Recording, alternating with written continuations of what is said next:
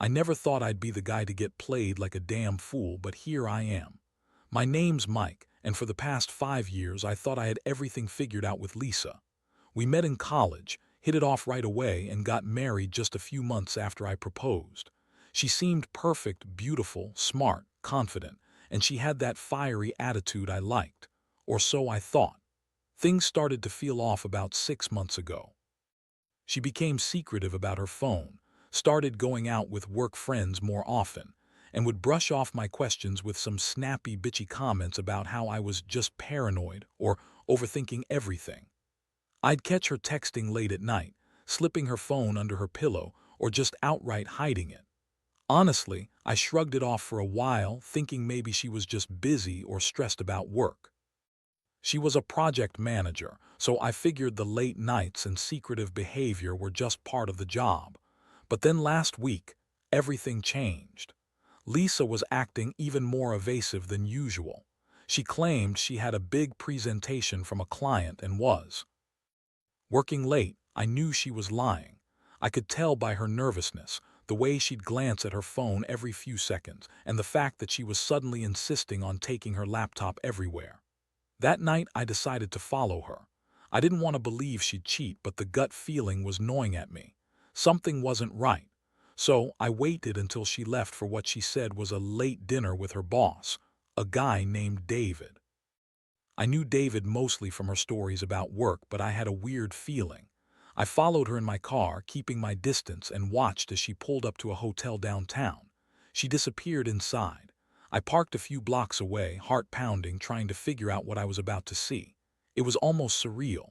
My wife Lisa in a fancy hotel with her boss during what was supposed to be a business trip. That's when everything hit me like a punch to the gut. This wasn't just a work dinner. This was something else. I stayed in my car, trying to get a sense of what was happening inside. I saw her go in, and then, 15 minutes later, David followed. The way they moved, the way they looked at each other, it wasn't just professional. They were way too close, more intimate than any damn business dinner should be. I saw her lean into him, whisper something, and then they disappeared behind the door. I didn't need to see more, but I knew.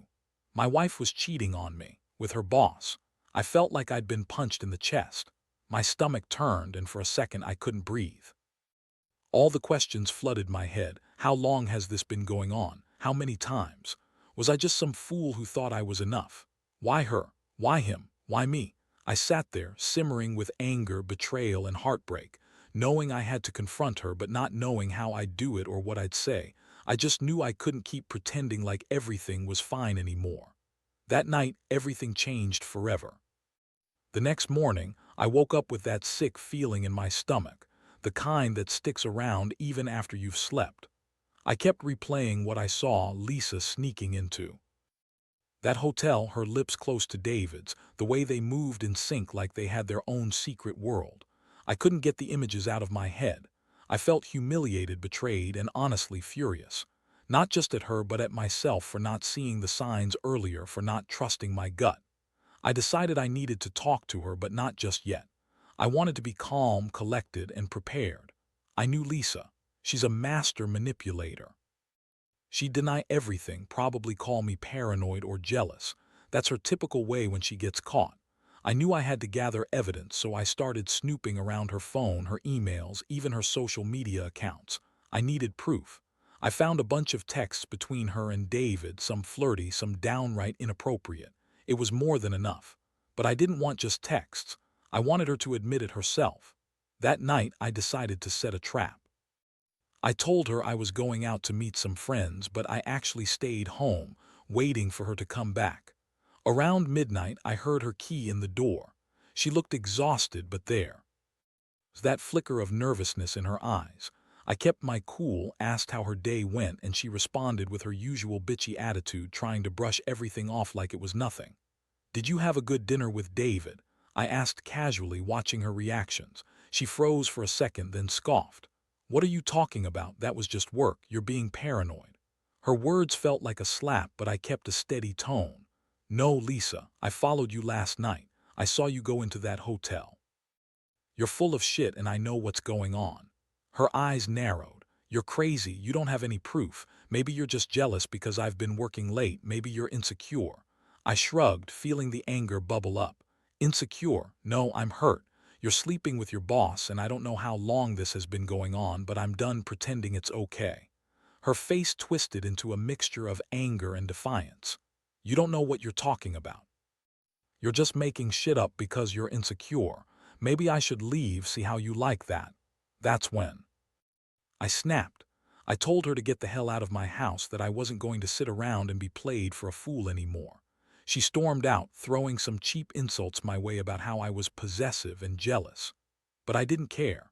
I felt relief and despair all at once. The woman I loved, the woman I trusted, she was out there cheating on me, lying to my face, and I'd been blind to it for months. The emotional weight of it all hit me hard. I wasn't just angry, I was devastated. I'd never imagined she could do this, not to me, not to us. It was like my entire world was collapsing in on itself. I didn't sleep that night, just sat there staring at the ceiling, trying to process everything. I kept asking myself, how did I get here? How did I let her do this?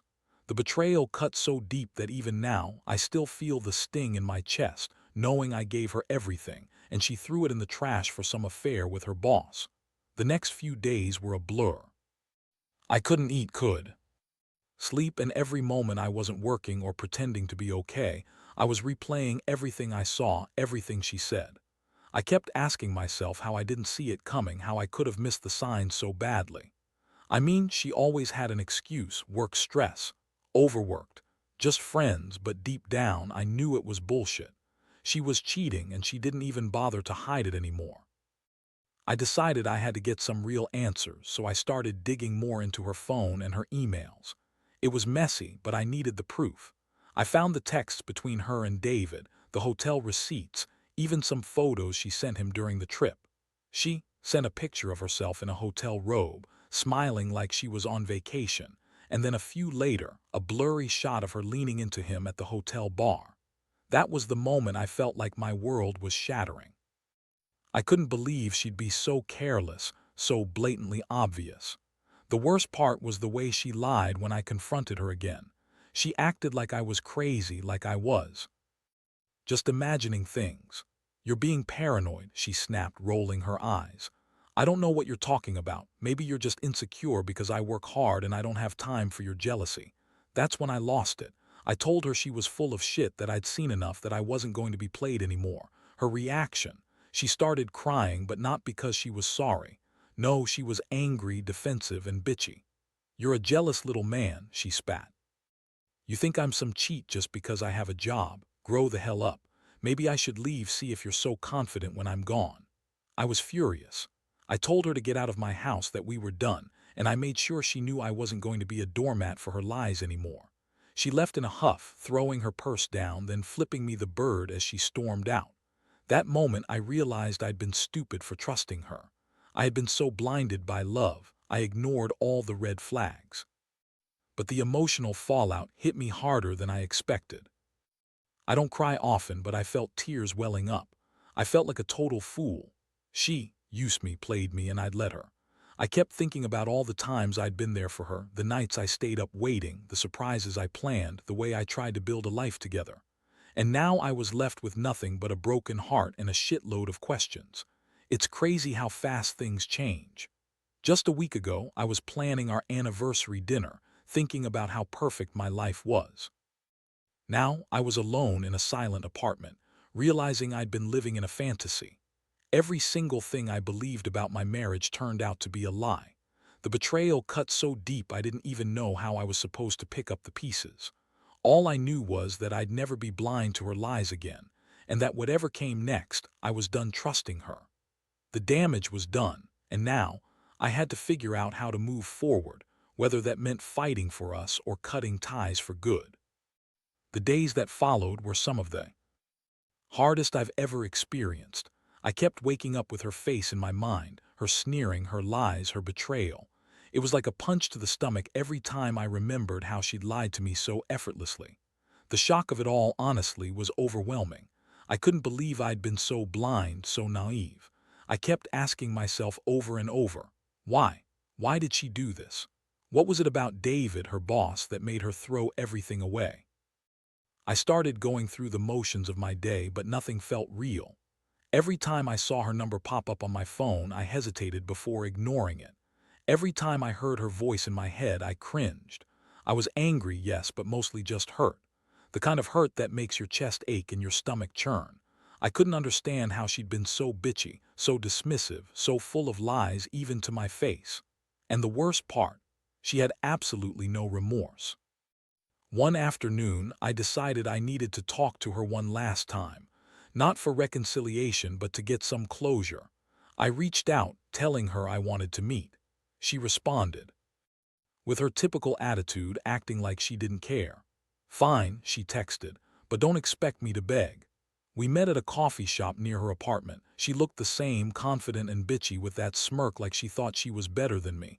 I didn't hold back. I told her I knew everything: the hotel, the texts, the pictures. I told her she was disgusting, betraying me like I was nothing. I asked her, why? Why David? Why cheat on me, the guy who loved her, who wanted to build a life with her? She rolled her eyes and scoffed. "You're so pathetic," she snapped. "You think I cheat just for fun? You really don't get it, do you? David's successful, charming, and he actually treats me like I matter. Unlike you, you're so boring, so predictable. I needed someone who wasn't just some safe little husband. I needed excitement, and he gave it to me."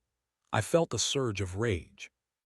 I wanted to scream at her, to shake her and make her see how much she'd hurt me. But I kept my composure. Instead, I told her I was done. Done with her lies, done with her bullshit, done with being some puppet in her little game. I told her I wasn't going to sit around and be disrespected anymore. If she wanted to be with David, then she could go.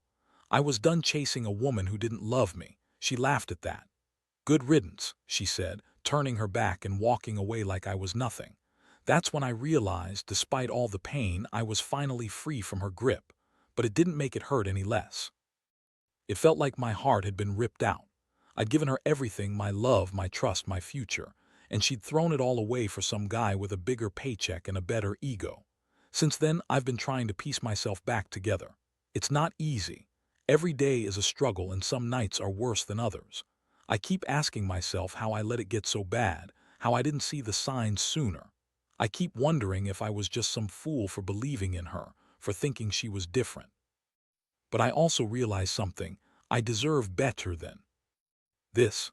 I deserve someone who respects and loves me, not someone who cheats and lies and acts like I'm just some option she can discard.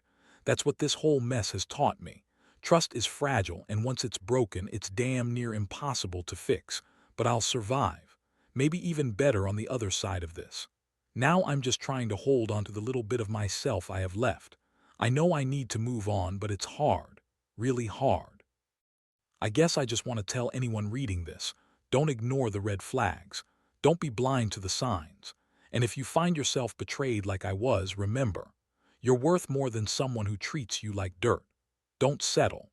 Because in the end, you have to live with yourself, and I'd rather live knowing I fought for my dignity than stayed and let someone destroy me with their lies.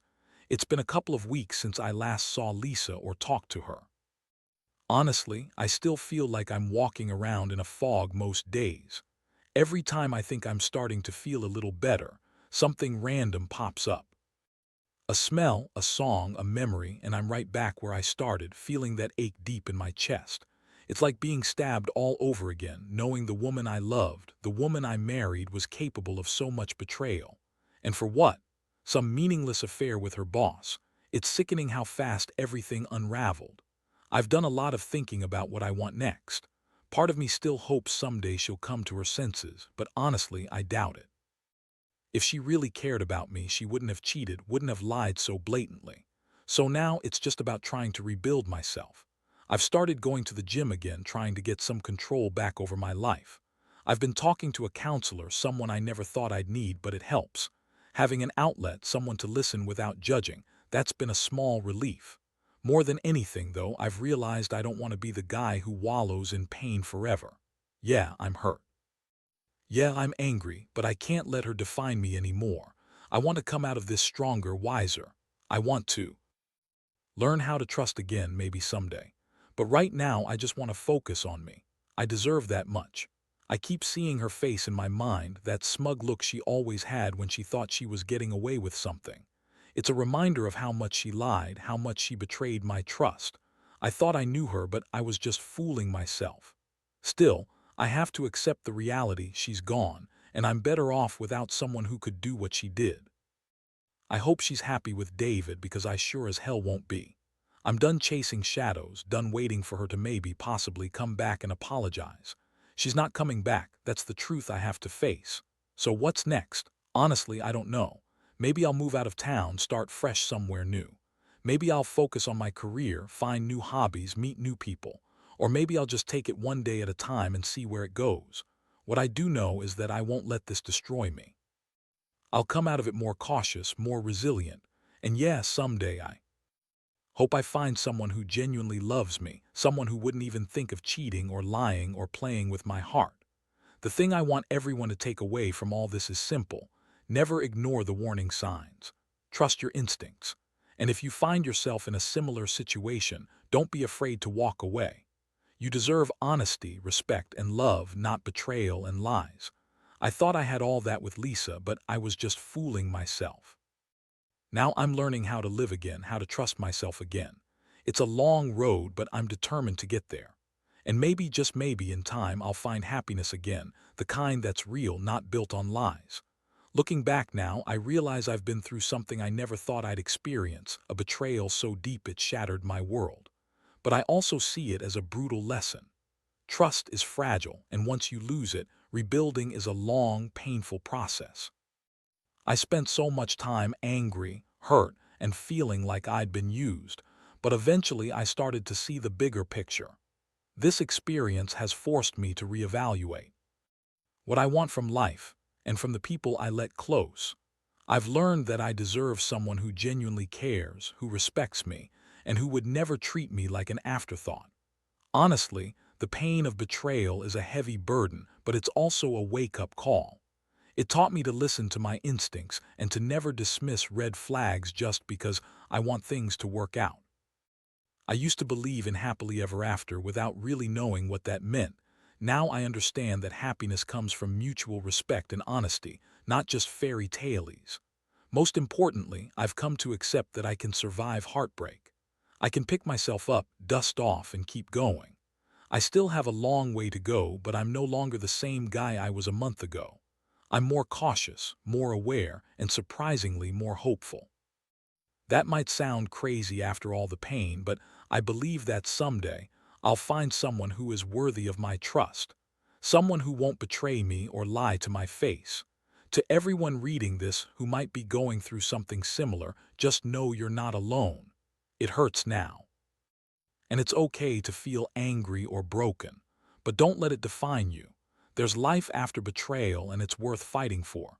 Take care of yourself, respect your feelings, and never settle for less than you deserve. Because in the end, your happiness and dignity are what matter most. And someday, the pain will fade, and all that will be left is your strength.